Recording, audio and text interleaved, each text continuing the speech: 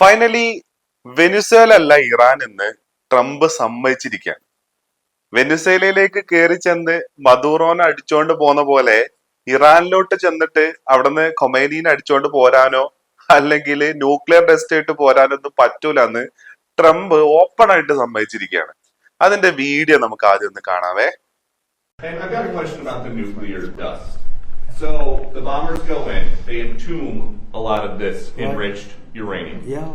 At this point, do you need a deal with Iran to go get it? Or have you thought about just a covert, daring, send in the SEALs, send in the Rangers? But I didn't want to be Jimmy Carter, you know. I didn't feel like being Jimmy Carter. So that's off the table. We did. Well, we thought about it right at the very beginning, before we did what we did, before we destroyed their entire military.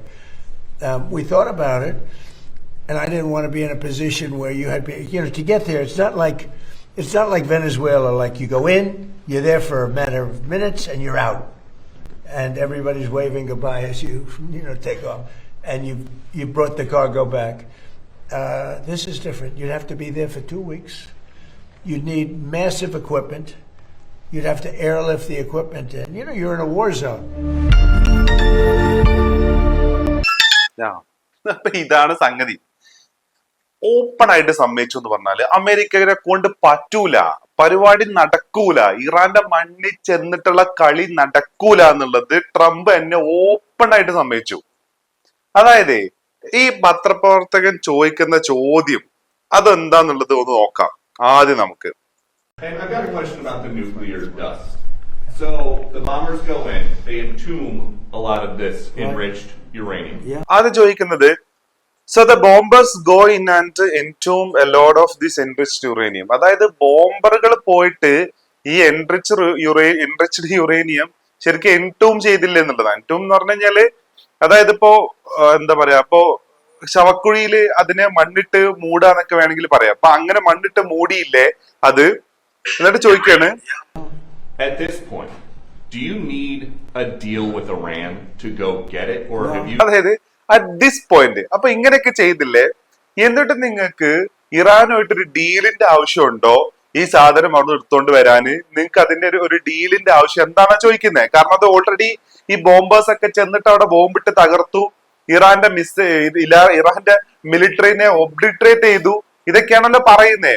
എന്നിട്ടും ഇറാനായിട്ട് എന്തിനാ നിങ്ങൾക്ക് ഒരു ഡീലിന്റെ ആവശ്യം ഇതെടുത്തോണ്ട് വരാൻ? എന്നിട്ട് ചോദിക്കുന്നത്, you thought about it A covert, A daring, send in the seals and send in the Rangers. അതായത് ഇത് അമേരിക്കൻ മിലിറ്ററിയുടെ പല തരത്തിലുള്ള വകഭേദങ്ങളാണ് പറയുന്നത്. ഇപ്പൊ ഇവിടെ സീൽസ് എന്നുള്ളതോട് ഉദ്ദേശിക്കുന്നത് അമേരിക്കയുടെ എന്താ പറയാ നാവികസേനേനെയാണ്. റേഞ്ചേഴ്സിനെ ഉദ്ദേശിക്കുന്നത് ഈ പറയുന്ന ആർമീനെയാണ്. അതേപോലെ തന്നെ കവേർട്ട്, ഡെയറിങ്, അതായത് ഭയങ്കര ധൈര്യമുള്ള അങ്ങനെയൊക്കെയുള്ള ഒരു സാധനമാണ് ഇവിടെ ഉദ്ദേശിക്കുന്നത്. അപ്പൊ അങ്ങനത്തെ അത്രയും ശക്തമായിട്ടുള്ള ഒരു മിലിറ്ററിനെ നിങ്ങൾക്ക് അങ്ങോട്ട് അയക്കാൻ വേണ്ടിയിട്ട് നിങ്ങൾ പ്ലാൻ ചെയ്യുന്നുണ്ടോ? അതെടുത്തോണ്ട് വരാനായിട്ട് നിങ്ങൾ പ്ലാൻ ചെയ്യുന്നുണ്ടോ? അങ്ങനെ ഒരു തോട്ടം നിങ്ങൾക്ക് ഉണ്ടോ എന്നാ ചോദിക്കുന്നത്. അപ്പൊ അതാണ് ചോദ്യം.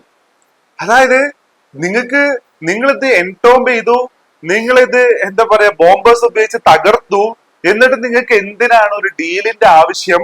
അതല്ലാതെ നിങ്ങളൊരു വലിയ സേനേനെ അങ്ങോട്ട് അയച്ചിട്ട് അത് അവിടുന്ന് എടുത്തോണ്ട് വരാനുള്ള പ്ലാന് നിങ്ങൾക്ക് ഉണ്ടോ? നിങ്ങൾ അതിനെ കുറിച്ച് ചിന്തിക്കുന്നുണ്ടോ എന്ന് ചോദിക്കുമ്പോ ട്രംപിന്റെ ഫസ്റ്റത്തെ മറുപടി തന്നെ എന്താണെന്നറിയോ? I don't want to be Jimmy Carter എന്നാ പറയുന്നത്.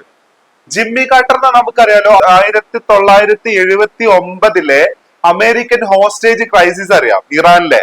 ഏകദേശം 40ഓളം പേരെയാണ് അവർ 444 ദിവസം അവരെന്ത് ചെയ്തത്, തടവിൽ പാർപ്പിച്ചേ. അതായത് അമേരിക്കൻ എംബസി കൈയേറിയിട്ട് അവിടുത്തെ യൂണിവേഴ്സിറ്റി സ്റ്റുഡൻസ് എല്ലാം അവരെ അവിടുന്ന് രക്ഷിച്ചോണ്ട് പോരാൻ വേണ്ടിയിട്ട് അന്നത്തെ അമേരിക്കൻ പ്രസിഡന്റ് ആയിരുന്ന ജിമ്മി കാർട്ടർ എന്താ പറയാ ഡെസേർട്ട് സ്റ്റോം എന്നൊക്കെ പറഞ്ഞിട്ടുള്ള പല തരത്തിലുള്ള ഓപ്പറേഷൻസിന് പ്ലാൻ ചെയ്യുകയും ഇതെല്ലാം പൊളിഞ്ഞ് പാളീസാവുകയും ചെയ്തു. ഇറാന് മേലെ പല ഉപരോധങ്ങൾ ഏർപ്പെടുത്തി. ഇതൊന്നും അന്ന് എന്താ ചെയ്തിട്ടുണ്ടായിരുന്നില്ല, വർക്കായിട്ടുണ്ടായിരുന്നില്ല. അപ്പൊ അങ്ങനെ ഒരു മണ്ടത്തരം ഞാൻ ചെയ്യൂല, എനിക്ക് ജിമ്മി കാർട്ടർ ആവണ്ടെന്നാ പറയുന്നേ. എന്നിട്ട് അതിനുശേഷമാണ് വേറെ കുറെ കാര്യങ്ങൾ പറയുന്നുണ്ട്. ഇറാൻ എന്ന് പറയുന്നത് വെനിസ്വേലയെ പോലെ അല്ല.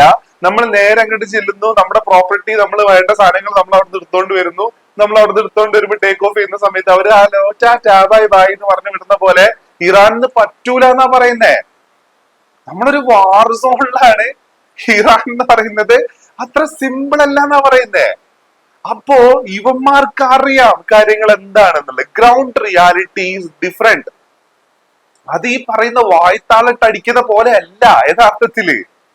അത് 1979 മുതല് ഇറാനിലെ റെവല്യൂഷൻ നടന്ന ആ സമയം മുതൽ അമേരിക്കക്ക് അറിയാം ഇറാൻ ഈസ് ഡിഫറെന്റ്. ഇറാന്റെ ഇന്റേണൽ ഈസ് ഡിഫറെന്റ്. എല്ലാം ഡിഫറെന്റ് ആണ് ഇറാനിലെ. നേരെ കുറെ ബോംബേഴ്സ്, B2B ബോംബേഴ്സ് ഉണ്ട്, F-35, F-15, അതേപോലെ തന്നെ പാട്രിയോട്ട്, ആരോ, അയൺഡോം, ഈ സാധനങ്ങളെല്ലാം ഞങ്ങളുടെ കയ്യിലുണ്ടെന്ന് പറഞ്ഞിട്ട് നേരെ അങ്ങ് കേറി ചെന്ന് കഴിഞ്ഞാൽ പരിപാടി നടക്കൂല. അത് ഓപ്പൺ ആയിട്ട് സമ്മതിക്കാണ് ഇവിടെ ഈ പുള്ളി ചെയ്യുന്നേ. Jimmy Carter, you know, I didn't feel like being Jimmy Carter. So that's off the we table. did. Well, we thought about it right at the very beginning, before we did what we did, before we destroyed the.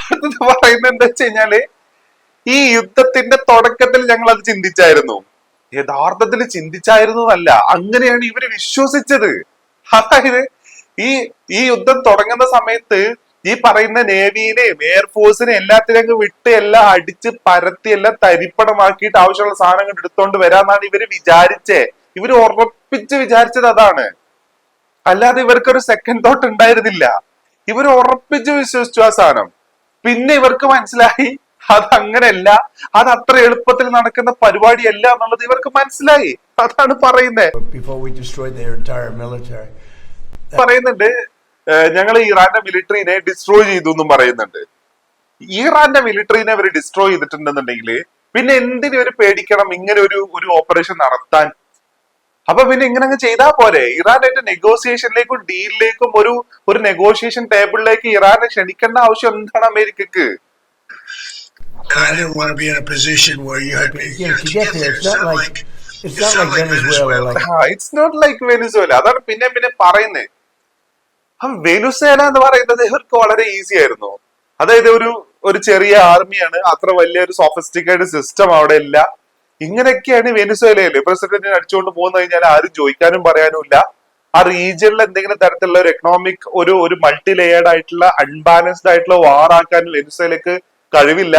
പക്ഷെ Iran അങ്ങനെയല്ല.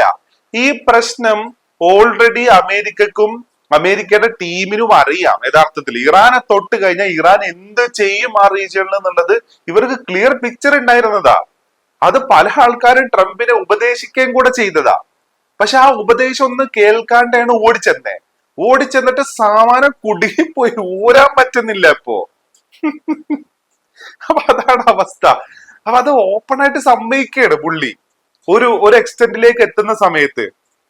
അതേപോലെ തന്നെ ലെബനോനെ Israel ആക്രമിക്കുന്ന സമയത്ത് ഞങ്ങള് ഈ negotiation ഇല്ല, ഞങ്ങൾ ഈ ചർച്ചയ്ക്ക് ഇല്ല എന്ന് പറഞ്ഞ് പുറത്തു വരുന്ന സമയത്തെ പുള്ളി പരിഭ്രാന്തനായിട്ട് ബീബിനെ വിളിച്ച് തെറി പറയുകയാണ്. What the F you are doing man എന്നുള്ള ലെവലില്, what coconut are you doing എന്നുള്ള ലെവലില് സംസാരിക്കണം എന്നുള്ളതാണ് അവസ്ഥ എന്ന് പറഞ്ഞു കഴിഞ്ഞാല് ഒരു രക്ഷയില്ലാത്ത അവസ്ഥ. അങ്ങനെ ഫൈനലി ട്രംപ് അണ്ണൻ സമ്മതിച്ചു ഇറാൻ എന്ന് പറയുന്നത് ഈസി ടാർഗറ്റ് അല്ല, അതിന് കുറച്ച് വില കൊടുക്കേണ്ടി വരും എന്നുള്ളതാണ്.